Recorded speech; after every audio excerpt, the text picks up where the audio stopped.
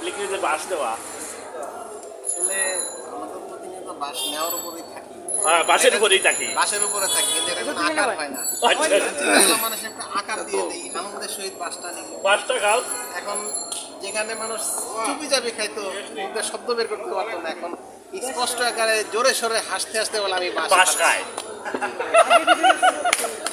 এই যে আপনি বাস চা দিচ্ছেন, বাস এই চা একটা চা দেন, আপনি কত নেন এইটা বাসের চা? 30 টাকা নিই। 30 টাকা। আসলে বাসেই না? জি, আসলে বাসে যে বাসে হচ্ছে, এই বাসেই চা হচ্ছে রেডি।